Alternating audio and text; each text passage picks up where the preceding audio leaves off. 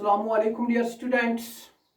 Today in this video we will discuss regarding the derivation of the position velocity relation or position velocity equation by the graphic method. आज की इस video में हम देखेंगे कि हम कैसे पोजीशन वेलोसिटी इक्वेशन को ग्राफिक मेथड से डिराइव कर सकते हैं। इससे पहले आपको याद होगा हमने वेलोसिटी टाइम इक्वेशन और पोजीशन टाइम इक्वेशन को ग्राफिक मेथड से डिराइव किया है। तो let us see how we can derive this very equation, that is position velocity equation, which is equal to v square minus u square is equal to 2as। आज हम देखेंगे कि इस relation को हम कैसे ग्राफिक मेथड से derive कर सकते हैं। इसमें हम वेलोसिटी टाइम ग्राफ की मदद से वेलोसिटी टाइम ग्राफ से हम इस इक्वेशन को डिराइव करेंगे। आपको पता है वेलोसिटी टाइम ग्राफ में time we will take along the x axis and the velocity is taken along the y axis. Now let us start. Suppose a body is moving along a straight line path with uniform acceleration a. एक body चल रही है जिसकी uniform एक straight path के ऊपर इसकी मतलब एक्सेलरेशन जो है uniform acceleration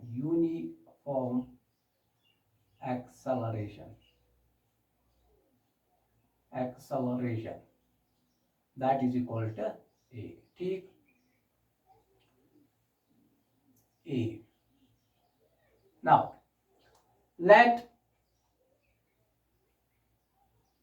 initial velocity of the body at time t is equal to 0 is equal to OA is equal to u.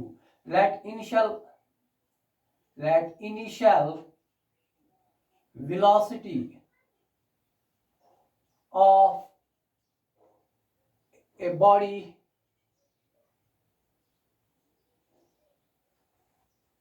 is equal to OA is equal to u, but at time t is equal to 0। जब time 0 है तो initial velocity OA है या u के बराबर हमने रखी, ठीक है ना। In this case the velocity time graph can be represented by a straight line AB as shown in figure। इस केस में हम ग्राफ को ऐसे दिखाते हैं क्योंकि आपको पता है यहाँ पे एक्सेलरेशन यूनिफॉर्म, तो ग्राफ ऐसा आएगा, एक स्ट्रेट लाइन ए बी, ठीक है ना। Now let while going from A to B the velocity of the body goes on increasing but with constant rate और बट विथ कांस्टेंट मतलब रेट। इसकी यहां से यहां तक जब बॉडी चली जाएगी इसकी वेलोसिटी इंक्रीज होगी लेकिन विथ कांस्टेंट रेट, यानी कि आर यूनिफॉर्म एक्सेलरेशन। तो let at time t is equal to OC the final velocity of the body is equal to BC. That final velocity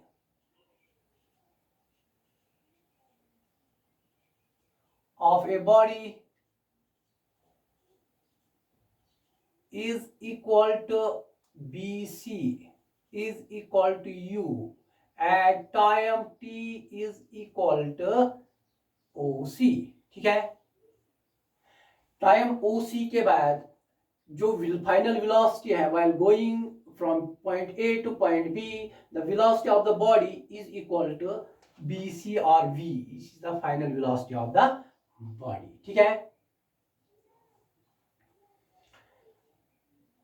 let अब हम क्या करेंगे, let draw AD perpendicular on BC, draw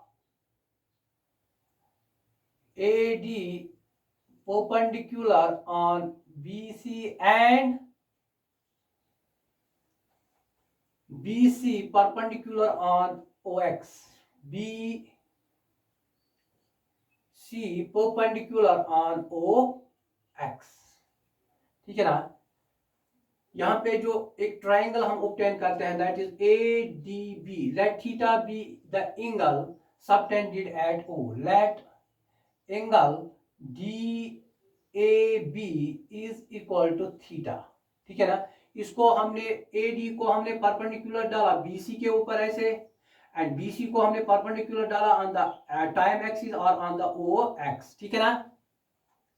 now आपको पता है in this situation when a body is moving with uniform acceleration, the velocity time graph is a straight line which is inclined to the time axis. ठीक है, and here in this case let s be the distance traveled by a body at time is equal to oc, yeah, after time t is equal to oc, let s is equal to distance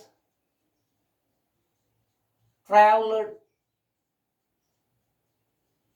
by a body after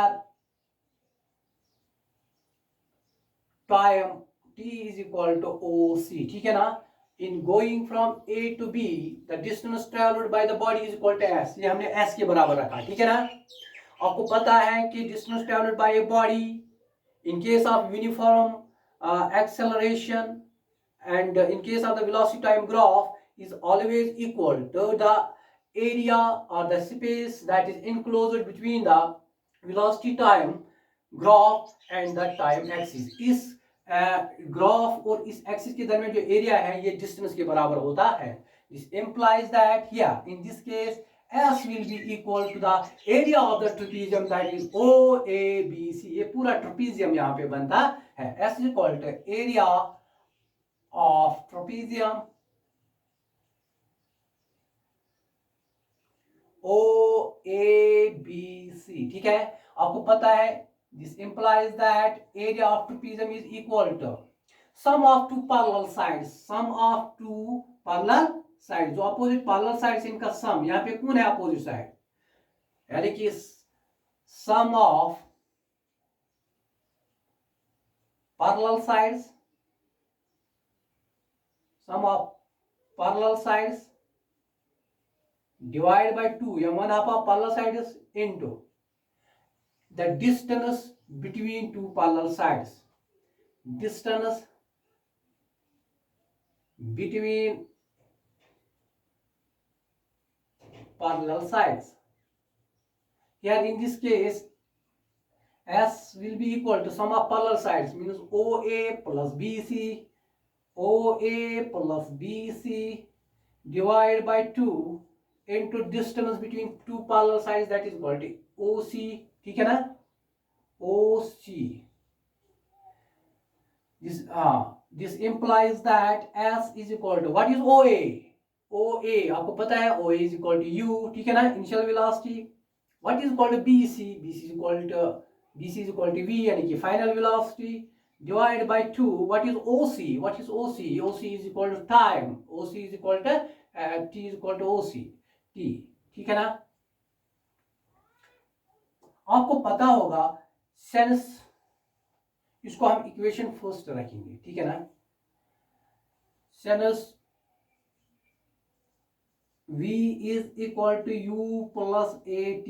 ठीक है ना, this implies that अगर इसको हम transpose करेंगे V minus u is equal to AT, इसको यहाँ फिर A को भी ट्रांसपोज करेंगे V माइनस यू, यहाँ जाके इसको ये डिवाइड हो जाएगा, दिस इक्वल टू T, यहाँ को इसको हम T सेकंड इक्वेशन लिखेंगे। Now substitute